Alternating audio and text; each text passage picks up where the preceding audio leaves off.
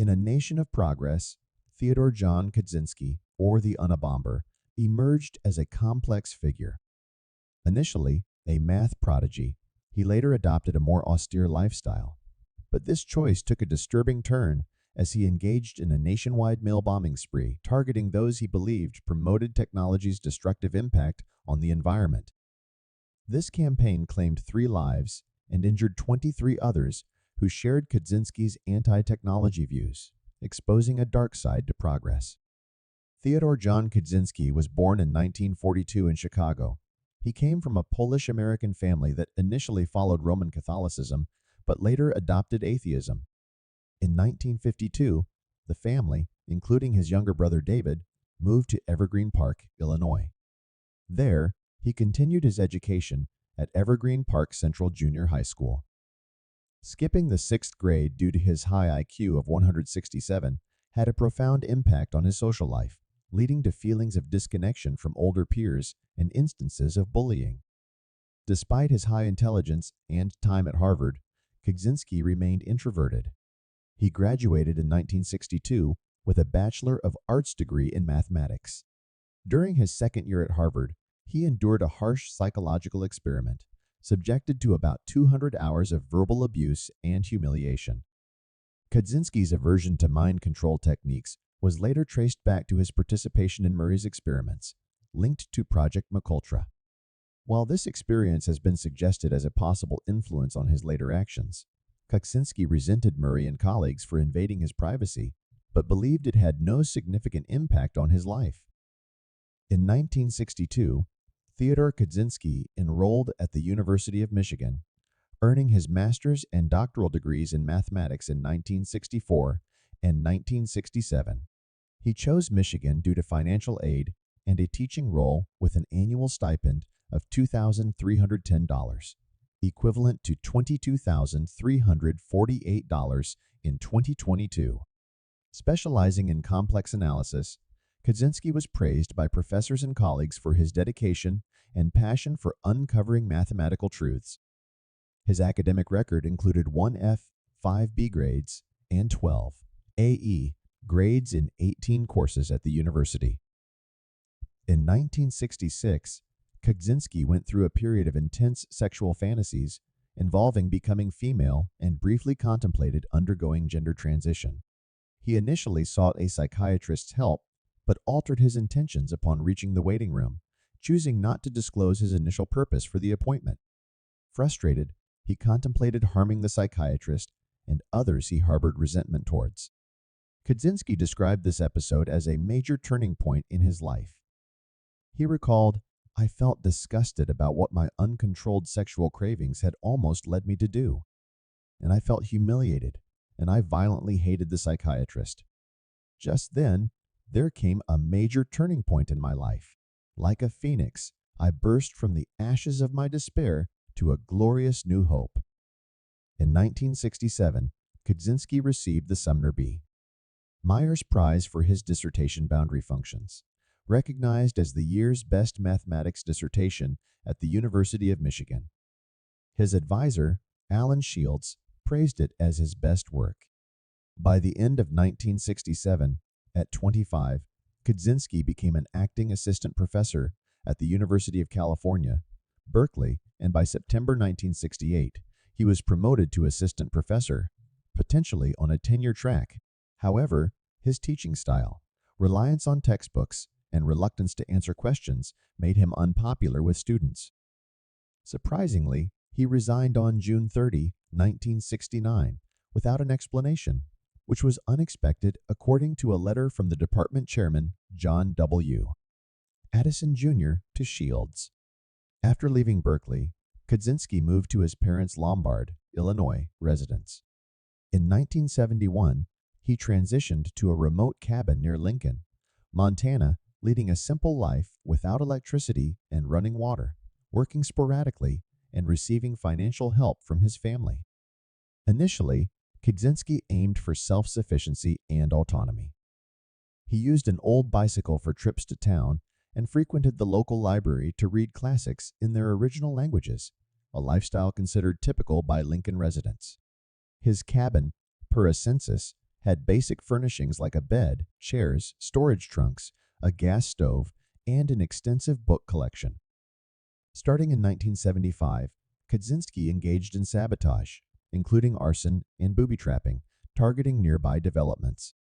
He simultaneously delved into sociology and political philosophy, notably studying Jacques Ellul's works. Ellul's book, The Technological Society, deeply resonated with Kaczynski, connecting him to someone who articulated his existing thoughts. In a post-arrest interview, Kaczynski described his disappointment during a hike to a beloved natural site. It featured rolling terrain, ravines with steep cliffs, and a waterfall, a 2-day hike from his cabin. However, in the summer of 1983, he found a road had been built through it, leading to his decision to turn against the system as an act of revenge instead of acquiring further wilderness skills. During his time in Montana, Kaczynski's father visited him and admired his wilderness skills. However, in 1990, Kaczynski's father received a terminal lung cancer diagnosis. The family, excluding Ted, held a meeting to discuss their future, and on October 2, 1990, Kaczynski's father tragically took his own life at home. From 1978 to 1995, Kaczynski conducted a campaign of sending increasingly sophisticated explosive devices by mail or hand delivery, resulting in 3 deaths and 23 injuries. He was linked to 16 bombs during this period. While the bomb designs evolved, many contained the initials FC, later revealed by Kaczynski to stand for Freedom Club, etched on internal components. He intentionally included misleading clues and took meticulous care to avoid leaving fingerprints, even when prints found on some devices didn't match those associated with letters attributed to him. Kaczynski's initial target for a mail bomb was Buckley Christ, a materials engineering professor at Northwestern University. On May 25, 1978, a package with Christ's return address was discovered in a University of Illinois at Chicago parking lot. Suspicion arose as Christ hadn't sent it. Campus police were alerted, and when Officer Terry Marker opened the package, it detonated, causing minor injuries. Kaczynski returned to Chicago for this initial bombing and worked at a foam rubber factory owned by his father and brother for some time. In August 1978, he was dismissed from the factory for derogatory limericks he wrote about a female supervisor he had briefly courted. The supervisor acknowledged Kaczynski's intelligence and reserved demeanor, but denied any romantic involvement.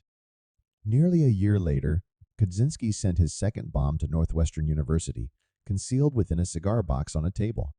Graduate student John Harris suffered minor injuries upon opening it. In 1979, Kaczynski placed a bomb in the cargo hold of American Airlines Flight 444, a Boeing 727 traveling from Chicago to Washington, D.C. Fortunately, a faulty timing mechanism prevented it from detonating. Still, it released smoke, leading to an emergency landing. Officials acknowledged that had the bomb exploded, it could have caused catastrophic damage. Kaczynski's next target was Percy Wood, the president of United Airlines, who suffered severe cuts and burns.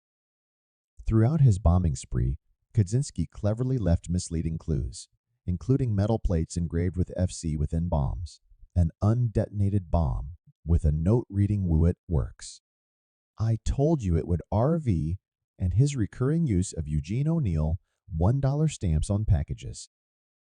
In one instance, he concealed a bomb within a copy of Sloan Wilson's novel Ice Brothers. The FBI believed Kaczynski's crimes were themed around nature, wood, and trees, as he often incorporated tree branches and bark in his explosive devices and targeted individuals with wood-related names such as Percy Wood and Leroy Wood. Crime writer Robert Graysmith noted Kaczynski's obsession with wood significantly influenced his bombings. In various incidents, packages and bombs were sent to multiple individuals associated with academic institutions and corporations. Leroy Wood Berenson's return address was used for a package found at the University of Utah. A bomb sent to Patrick C. Fisher, a Vanderbilt University computer science professor, injured his secretary, Janet Smith. Kaczynski then focused on the University of California, Berkeley, targeting 2 individuals. He launched the first attack, causing serious injuries to engineering professor Diogenes Angelakos. Almost 3 years later, a bomb severely injured graduate student John Hauser. Kaczynski used wooden components for this bomb. In the following month, a bomb sent to the Boeing Company in Auburn, Washington, was safely neutralized by a bomb squad. In another incident, a mail bomb intended for Professor James V. McConnell injured both McConnell and research assistant Nicholas Suino. In a later incident, a nail and splinter-filled bomb in a Sacramento, California, computer store's parking lot killed the store owner, Hugh Scruton. In a separate incident, a bomb disguised as a piece of lumber wounded Gary Wright in a Salt Lake City, Utah, computer store's parking lot. Kaczynski was observed planting the Salt Lake City bomb, leading to the circulation of a widely recognized sketch depicting the suspect as a hooded man with a mustache and aviator sunglasses. After a 6-year hiatus, Kaczynski resumed his mail bombing spree. He sent a bomb to the home of Charles Epstein, a professor at the University of California, San Francisco, resulting in Epstein losing several fingers. During the same period, Kaczynski mailed a bomb to David Gelernter, a computer science professor at Yale University, causing Gelernter to lose sight in one eye, hearing in one ear, and a portion of his right hand. In another incident, a mail bomb sent to the home of Burson Marsteller executive Thomas J. Mosser led to his death in New Jersey. Kaczynski explained in a letter to the New York Times that he targeted Mosser because of his role in rehabilitating Exxon's public image following the Exxon Valdez oil spill. The following year, Gilbert Brent Murray, president of the California Forestry Association, was killed by a mail bomb intended for the previous president, William Dennison, who had retired. Subsequently, geneticist Philip Sharp at the Massachusetts Institute of Technology received a threatening letter. In 1995, Kaczynski sent multiple letters to media organizations, outlining his objectives and demanding the publication of his 35,000-word essay, Industrial Society and Its Future, which later became known as the Unabomber Manifesto per the FBI. He stated he would cease his acts of terrorism if his demand was met. A debate arose over whether to publish the essay, with Attorney General Janet Reno and FBI Director Louis Freeh advocating for its release due to public safety concerns and the hope that someone might recognize the author. Bob Guccione of Penthouse magazine volunteered to publish it, but Kaczynski criticized Penthouse as less respectable than the New York Times and the Washington Post. He threatened to plant a bomb intended to kill if Penthouse printed the document instead of the Times or the Post. Consequently, the Washington Post published the essay on September 19, 1995. Kaczynski typed his manuscript on a typewriter, using capitalization for emphasis instead of italics. In the text, he referred to himself as either we or FC representing Freedom Club, although there's no evidence of collaboration with others. In 1996, Donald Wayne Foster analyzed the writing at the request of Kaczynski's defense team, identifying irregularities in spelling, hyphenation, and linguistic peculiarities, ultimately confirming Kaczynski as the author of the manifesto. Industrial Society and Its Future starts with Kaczynski's assertion that the Industrial Revolution has had catastrophic consequences for humanity. He argues that technology destabilized society, leading to unfulfilling lives and widespread psychological distress. Kaczynski introduces the concept of surrogate activities to describe futile pursuits like scientific work, entertainment, politics, and sports fandom, which he believes people pursue as artificial goals. He predicts that further technological progress will lead to extensive human genetic engineering, causing humans to conform to social systems rather than the other way around. While sharing some criticisms of civilization with anarcho-primitivism, Kaczynski opposes and critiques anarcho-primitivist perspectives. Kaczynski argues that industrial society erodes human freedom and requires strict regulation of behavior. He believes reform is impossible due to the system's resistance to change and predicts its collapse without comprehensive control. He calls for inducing stress within the system, advocating anti-technology ideology centered on nature, and waiting for industrial society to become unstable before the revolution. The manifesto criticizes left-wing politics, attributing societal issues to leftists, including socialists, collectivists, and activists. Kaczynski calls for an anti-leftist movement incompatible with natural living, human freedom, and technology elimination. Kaczynski disavows ecofascism, emphasizing the rejection of racism and ethnocentrism. He condemns fascism and Nazism, distancing from the far right. He criticizes conservatives for endorsing technological progress while mourning the decline of traditional values. The unknown suspect behind the mail bombs was initially called the Junkyard Bomber. FBI Inspector Terry D. Turchi led the Unabomber investigation, which involved a task force of over 150 members. Victims were chosen randomly, based on library research, making identification difficult despite extensive efforts and bomb component analysis. Chief Agent John Douglas collaborated with the FBI's Behavioral Sciences Unit to create a psychological profile of the unknown bomber. Initially, they saw the offender as highly intelligent and linked to academia, but later shifted their focus to physical evidence, describing the suspect as a blue-collar aircraft mechanic. The Unabomber task force established a hotline and a $1 million reward for tips or information. Before the manifesto's release, David Kaczynski began investigating whether his brother Ted was the Unabomber, initially dismissing the idea, but changing his perspective after reading the manifesto. He found letters from Ted in the 1970 expressing similar objections to technology. David's wife encouraged him to read the manifesto. The FBI held press conferences before the manifesto's publication, seeking help in identifying the Unabomber, believing the perpetrator had ties to specific areas. This information and excerpts from the manifesto led David to investigate further.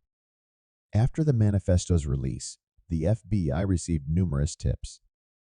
David hired private investigator Susan Swanson in Chicago to discreetly investigate Ted. He later engaged attorney Tony Biscigli to compile evidence and contact the FBI, aiming to protect Ted from potential danger and avoid a violent confrontation. In early 1996, an investigator working with Biscigli reached out to former FBI negotiator and profiler Clinton R. Van Zandt. Van Zandt compared the manifesto to handwritten letters from Ted to David. Initial analysis suggested a common authorship, later confirmed, leading Biscigli's client to contact the FBI. Biscigli shared Ted Kaczynski's 1971 essay with Molly Flynn at the FBI in 1996, who forwarded it to the San Francisco Task Force. FBI profiler James R. Fitzgerald used linguistic analysis to link the essay and manifesto. This analysis, combined with bomb information and Ted's background, formed the basis for a search warrant affidavit endorsed by Terry Turchi, the head of the investigation. David Kaczynski's identity became public, despite his initial request for anonymity. The FBI interviewed him and his wife, obtaining original envelopes containing letters from Ted. CBS News later leaked David's identity. The FBI expedited the search warrant process. While some FBI experts attributed the manifesto to Ted, there was no unanimous agreement within the agency, as the search warrant acknowledged dissenting opinions. On April 3, 1996, FBI agents arrested Ted Kaczynski, who appeared disheveled at his cabin. A subsequent search of the premises revealed various bomb components, 40,000 handwritten journal pages documenting bomb-making experiments, accounts of Unabomber offenses, and an active bomb. Additionally, what appeared to be the original typed manuscript of Industrial Society and its future was discovered. By this point, the Unabomber case had consumed a significant portion of FBI resources, ranking as the most costly investigation in the Bureau's history at that time. A 2000 report by the United States Commission on the Advancement of Federal Law Enforcement revealed that the task force had expended more than $50 million over the course of the investigation. Following Kaczynski's capture, speculation arose linking him to the Zodiac Killer, responsible for 5 murders in Northern California between 1968 and 1969. Several factors contributed to these suspicions. Kaczynski had lived in the San Francisco Bay Area from 1967 to 1969, coinciding with most of the Zodiac's confirmed killings. Both Kaczynski and the Zodiac Killer exhibited high intelligence and an interest in bombs and codes. Both sent letters to newspapers demanding the publication of their writings, along with threats of ongoing violence if their demands were not met. Additionally, Kaczynski's whereabouts during all the Zodiac killings could not be definitively established. However, authorities did not pursue him as a prime suspect because the methods used by the Zodiac Killer involving gun and knife murders differed from Kaczynski's bombing approach. Robert Graysmith, the author of the 1986 book Zodiac, found these resemblances intriguing but ultimately considered them coincidental in nature. In June 1996, a federal grand jury indicted Ted Kaczynski on 10 counts related to the illegal transportation, mailing, and use of bombs. Kaczynski's legal team, led by Montana federal public defenders Michael Donahoe and Judy Clark, initially intended to employ an insanity defense to avoid the death penalty. However, Kaczynski rejected this strategy. On January 8, 1998, he sought to dismiss his attorneys and engage Tony Serra as his counsel. Serra pledged not to pursue an insanity defense and instead planned to build Kaczynski's defense around his anti-technology convictions.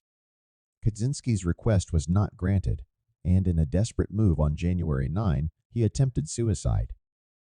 Psychiatrist Sally Johnson, who assessed Kaczynski, determined that he suffered from paranoid schizophrenia. In contrast, forensic psychiatrist Park Dietz believed Kaczynski exhibited a schizoid or schizotypal personality disorder without being psychotic. In his 2010 publication Technological Slavery, Kaczynski contested the diagnosis of paranoid schizophrenia, claiming that 2 prison psychologists who interacted with him extensively for 4 years never saw signs of this condition, deeming it a ridiculous and political diagnosis. Some contemporary writers speculated that various individuals, notably Kaczynski's brother and mother, propagated the notion of his mental illness with the intention of sparing him from execution.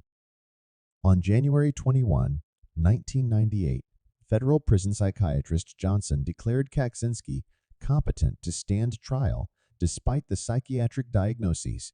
Prosecutors subsequently pursued the death penalty.